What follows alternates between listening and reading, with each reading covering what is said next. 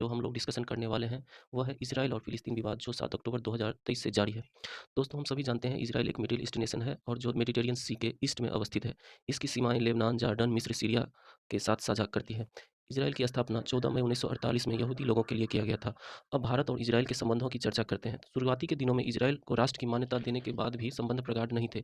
इसका कारण था भारत का फ़िलिस्तीन के साथ नज़दीकियाँ। लेकिन जब भारत 1962 में चीन से युद्ध कर रहा था, तो इज़राइल ने भारत को मदद की पेश की थी। सन 1992 इसके बावजूद भी भारत के इज़राइल के साथ भारत के राजनयिक संबंध नहीं थे। लेकिन वर्ष 1992 में भारत ने इज़राइल के साथ राजनयिक संबंध बहाल किए और पिछले बार 2022 में भारत और इज़राइल ने अपने राजनयिक संबंधों की स्थापना का 30वां वर्षगांठ मनाया था।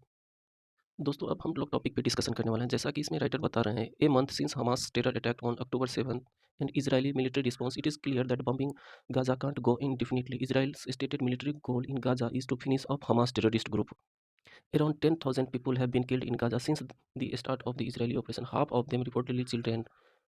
In fact, US has privately outlined several steps to Israel to reduce civilian casualty, including gathering more intelligence on Hamas network before launching air strikes.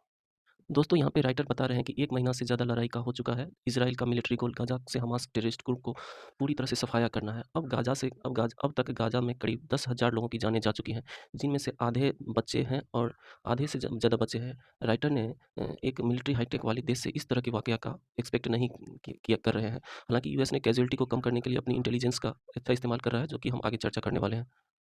हालांकि यूएस द्वारा सिविलियन कैजुअल्टी को कम करने के लिए इसराइल को निर्देशित किया है।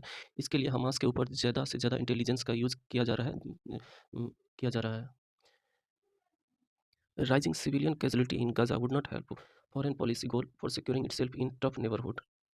There is also growing domestic disaffection in Israel against Netanyahu for his administration's failure in preventing October 7 attack and for not doing enough bring back hostage.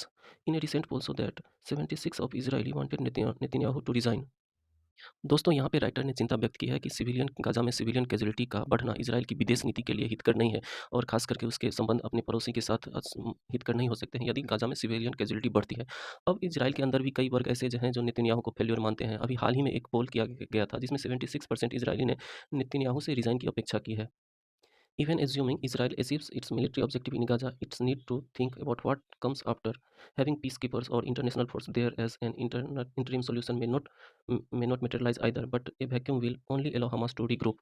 Therefore, America must impress on Tel Aviv the need to come up with a post-war solution, and can only happen if there is a pause in Israeli bombing, allowing more aid to flow, and creating initial conditions for discussions with multiple stakeholders. Turning Gaza into a wasteland would not secure Israel. दोस्तों, अब writer ने पूछा है यदि Israel military goal achieve भी कर लेता है तो क्या होगा? क्या वो अपने मकसद में पूरा हो पाएगा? तो इस पे राइटर ने असंतोष व्यक्त करे हैं और अंतर्राष्ट्रीय बल और पीसकीपर शायद ही वास्तविक परिस्थिति में परिवर्तन ला सके यदि इज़राइल मिलिट्री गोल हासिल भी कर लेता है। कालांतर में फिर से हमास को संगठित होने का मौका मिल सकता है। अब राइटर ने जो लास्ट में सजेशन दिया है वो इस प्रकार है कि यदि अस्थायी शांति चाहता है तो सभी हितधारकों को साथ आना चाहिए। इजराइल को तत्काल बॉम्बिंग रोकनी चाहिए, अन्य देशों से जो सहायता सामग्रियां जा रही हैं उसे अलाउ करनी चाहिए। राइटर इस बात से भी सहमत हैं कि गाजा को खत्म करके इजराइल अपने आप को सुरक्षित रख पाना शायद ही मुश्किल होगा।